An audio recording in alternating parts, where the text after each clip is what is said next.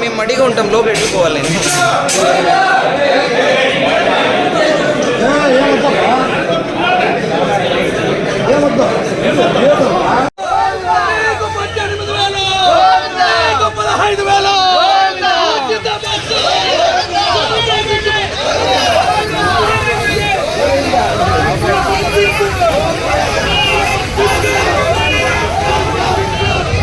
ప్రభుత్వం వచ్చి 100 రోజులైంది. ఏ పాలన కూడా మంచిగా ఉందని చెప్పడానికి వీల్లేని పరిస్థితి ఉంది. మంచి ప్రభుత్వం అని వాళ్ళు ప్రచారం చేసుకుంటున్న సందర్భంగా ప్రజల నుంచి ఏమాత్రం స్పందన రాకపోయేసరికి వాళ్ళు డైవర్షన్ పాలిటిక్స్ స్టార్ట్ చేశారు. కలియుగ దైవము ప్రత్యక్ష దేవుడు వెంకటేశ్వర స్వామిని ఉపయోగించుకుంటూ అత్యున్నత స్థాయిలో ఉన్న ముఖ్యమంత్రి స్థాయిలో ఉన్న వ్యక్తి లడ్డు గురించి మాట్లాడడం అనేది, కల్తీ గురించి మాట్లాడడం అనేది చాలా తప్పు. ఎన్నోసార్లు అక్కడ వస్తూ ఉంటాయి వస్త్రాలు కానీ మిగతావి కానీ, ఏదైనా కల్తీ ఉంటే రిజెక్ట్ ఎప్పుడు చేస్తూ ఉంటారు. నేను కూడా తిరుపతిలో చేనేత జౌలి అధికారిగా పనిచేసిన సందర్భం ఉంది. మాకు సంబంధించి కూడా ఈ వస్త్రాలకు సంబంధించిన వాటిలో కూడా నేను ఎన్నిసార్లు నాణ్యత లేకపోతే తిరస్కరించి వస్తూ ఉంటాం. అది రెగ్యులర్గా జరిగే పనే. ఏదైనా కూడా వాడలేదు, దాన్ని కల్తీ నెయ్యిలో వాడలేదని మన టీటీడీ ఈవో గారు చెప్పినప్పటికీ కూడా మళ్ళీ రాజకీయంగా దాన్ని దుమారం లేపడం కోసం సాక్షాత్తు ముఖ్యమంత్రి గారు అలా చెప్పడం అనేది తప్పు. అంతేకాకుండా కేవలము ఇవన్నీ కూడా ఏదైతే ఫెయిల్యూర్ ఉందో, విఫలం అవుతున్నారో దాన్ని కప్పిపుచ్చుకోవడానికి, ప్రపంచవ్యాప్తంగా జనాల్ని డైవర్ట్ చేయడానికి సాక్షాత్తు ప్రత్యక్ష దైవము కలియుగ దైవమైన వెంకటేశ్వర స్వామిని ఉపయోగించుకోవడము రాజకీయంగా అది చాలా తప్పని నేను తెలియజేస్తూ ఉన్నాను.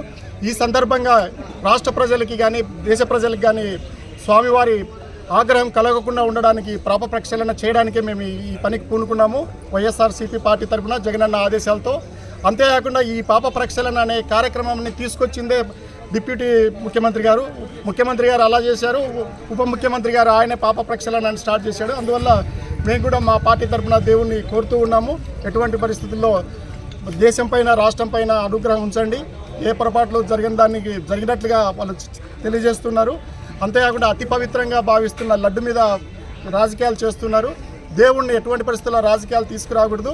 కూటమి ప్రభుత్వం కులాలను దాటుకొని మతాన్ని ఉపయోగించుకుంటూ ఉంది. మతాన్ని పెద్ద ఎత్తున ఉపయోగించుకొని మాజీ ముఖ్యమంత్రి గారిని జగనన్నని తిరుమల రాకుండా కూడా అడ్డుకున్నారు. ఇదంతా కూడా దేశ ప్రజలు గమనిస్తూ ఉన్నారు. ఇవన్నీ కూడా మనం అందరం కూడా కలిసికట్టుగా అడ్డుకోవాలి. ఇట్లాంటి నిర్ణయాలను కూడా తప్పుపట్టాలి. సాక్షాత్తు ఏదైనా ఉన్నా కూడా, ఏ తప్పు జరిగినా కూడా ఆ తప్పును వాళ్ళు సరిదిద్దాలి. కానీ ఇలాంటి మాటలు మాట్లాడడం అనేది చాలా తప్పు. అంతేకాకుండా అక్కడ జరగలేదని ఖచ్చితంగా తెలియజేసినప్పుడు ఇలాంటివి చెప్పడం అనేది మరింత తప్పుగా నేను భావిస్తున్నాను. అందుకనే నియోజకవర్గంలో నియోజకవర్గంలో ఉన్న అన్ని స్థాయిల్లో ఉండే నాయకులందరూ కూడా వచ్చి ఈ పాప ప్రక్షాళన కార్యక్రమంలో పాల్గొంటున్నారు. దేవదేవుడి ఆశీస్సులు ఈ రాష్ట్రం మీద దేశం మీద ఉండాలని నేను కోరుకుంటున్నాను. కూటమి ప్రభుత్వం ఆంధ్రప్రదేశ్ రాష్ట్రంలో అధికారంలోకి వచ్చి 100 రోజులు పూర్తయింది.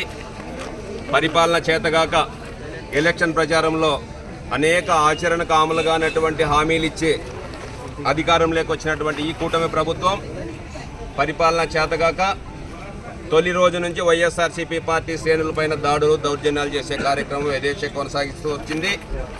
ఇప్పుడు ఏకంగా ప్రజలు 100 రోజులైంది నువ్వేం చేశావని చెప్పి చంద్రబాబు నాయుడు గారి ప్రభుత్వాన్ని నిలదీసే పరిస్థితికి వచ్చేపాటికి తిరుపతి వెంకటేశ్వర స్వామిని రాజకీయంగా వాడుకునే దానికోసం ప్రయత్నం చేశాడు.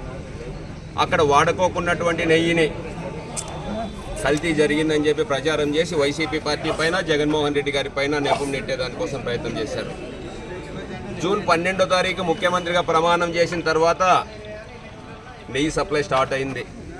మీకు దానిలో షాంపుల్స్ టెస్ట్ చేసి సక్రమంగా ఉంటే దాంట్లో వాడతారు, సక్రమంగా లేకపోతే రిజెక్ట్ చేస్తారు. గతంలో చంద్రబాబు నాయుడు పరిపాలనలో 14 ట్యాంకులు రిజెక్ట్ చేశారు. జగన్మోహన్ రెడ్డి పరిపాలనలో ఇంకొక అడుగు ముందుకేసి 18 ట్యాంకులు రిజెక్ట్ చేశారు. సక్రమంగా లేకపోతే ట్యాంకులు రిజెక్ట్ చేసి వాళ్ళ ఏజెన్సీని రద్దు చేసే అధికారం టీటీడీ బోర్డుకుంటుంది. కానీ ఈరోజు రాజకీయంగా వెంకటేశ్వర స్వామిని వాడుకున్నటువంటి ముఖ్యమంత్రి భారతదేశంలో ఎవరు లేరనేది మనం అందరూ ఒకసారి ఆలోచించాలి. వెంకటేశ్వర స్వామి భక్తులుగా ప్రపంచవ్యాప్తంగా ఉన్నటువంటి వాళ్ళు, దేశవ్యాప్తంగా ఉన్నటువంటి వాళ్ళు ఒకసారి ఆలోచన చేయాలి. రాజకీయాలు సహజం, ఓడు గెలుపు. కానీ జగన్మోహన్ రెడ్డి గారు వెంకటేశ్వర స్వామిని పాదయాత్ర చేసినప్పుడు ఆయన ఆశీర్వాదాలు తీసుకున్నాడు.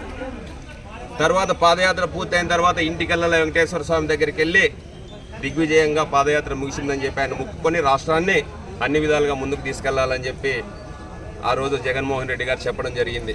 కానీ ఈరోజు జగన్మోహన్ రెడ్డి గారికే తిరుమల తిరుపతి దేవస్థానాన్ని దర్శనానికి వెళ్ళడానికి అవకాశం లేదు అంటే ఈ రాష్ట్రంలో సామాన్యమైనటువంటి వాళ్ళు దేవుని దర్శనాలు చేసుకోవడానికి అవకాశం ఎక్కడుంది?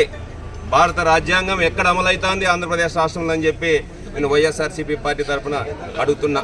ఈరోజు అందుకోసం చంద్రబాబు నాయుడు చేసినటువంటి తప్పు రాష్ట్ర ప్రజల మీద వెంకటేశ్వర స్వామి ఆగ్రహావేశాలు ఉండకూడదని ఈరోజు జగన్మోహన్ రెడ్డి గారి మా నాయకుడు జగన్మోహన్ రెడ్డి గారి ఆదేశాల ప్రకారం కళ్యాణదుర్గం నియోజకవర్గంలో వైఎస్ఆర్సీపీ పార్టీ శ్రేణులందరూ పెద్ద ఎత్తున అన్ని స్థాయిల్లో ఉన్నటువంటి వాళ్ళమంతా వచ్చి ఈరోజు చంద్రబాబు నాయుడు గారి పాపాలను కడిగి చంద్రబాబు నాయుడు గారు చేసినటువంటి పాపాలు ప్రజల మీద పడకుండా ప్రజలను కాపాడాలని చెప్పి వెంకటేశ్వర స్వామిని వేడుకోవడానికి పెద్ద ఎత్తున కళ్యాణదుర్గం నియోజకవర్గంలో వచ్చినటువంటి ప్రతి ఒక్కరికి పేరు పేరు నమస్కారాలు, ధన్యవాదాలు తెలియజేస్తున్నాను.